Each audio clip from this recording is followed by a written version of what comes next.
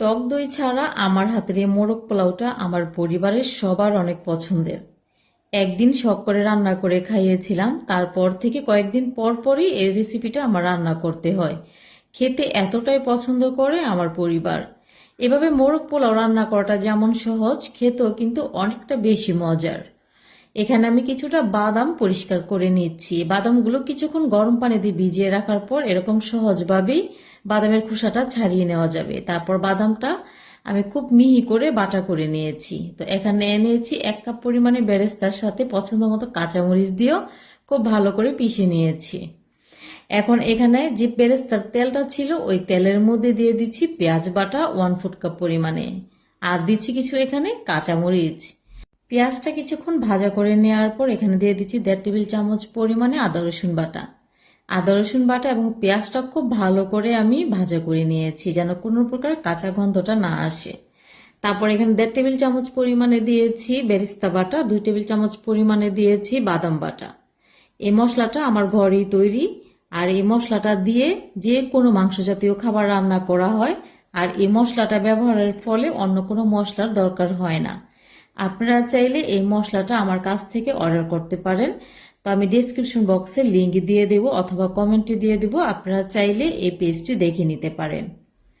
তো এখানে আমি এক এক করে মশলাগুলো দিয়ে খুব ভালো করে কষিয়ে নিয়েছি। তারপর এখানে দিয়ে দিব সামান্য পরিমাণে মরিচের গুঁড়া, কালারটা সুন্দর আসার জন্য। তো মশলাটা খুব ভালো করে কষিয়ে নিয়েছি।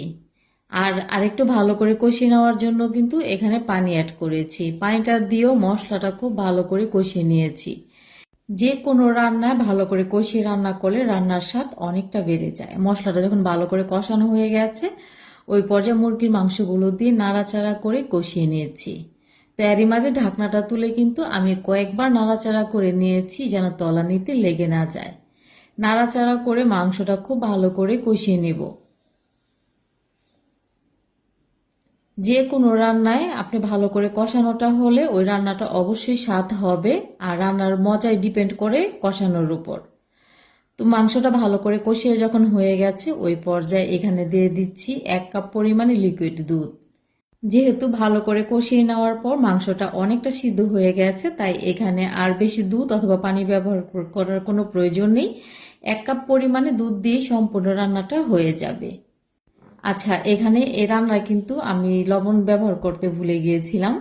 তো এই পর্যায়ে এখন আমি স্বাদ মতো দিয়ে দিচ্ছি লবণ। লবণটা দিয়ে নাড়াচাড়া করে খুব ভালো করে রান্না করে নিয়েছি। যখন সম্পূর্ণ রান্নাটা হয়ে আসবে, ওই পর্যায়ে এখানে অ্যাড করছি 4টি ডিম আর 2 টেবিল চামচ পরিমাণে পাউডার দুধ দিয়ে নাড়াচাড়া করে আরও 5 মিনিটের মতো কম আঁচে রান্না করে নিচ্ছি।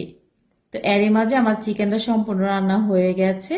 তো অন্য একটি পাত্রে পরিমাণ মতো দিয়ে দিচ্ছি রান্নার তেল, এর মধ্যে দিয়ে দিচ্ছি কিছুটা মশলা, দিয়ে নাড়াচাড়া করে মশলাটা একটু ভাজা করে নেওয়ার পর দিয়েছি আদা রসুন বাটা।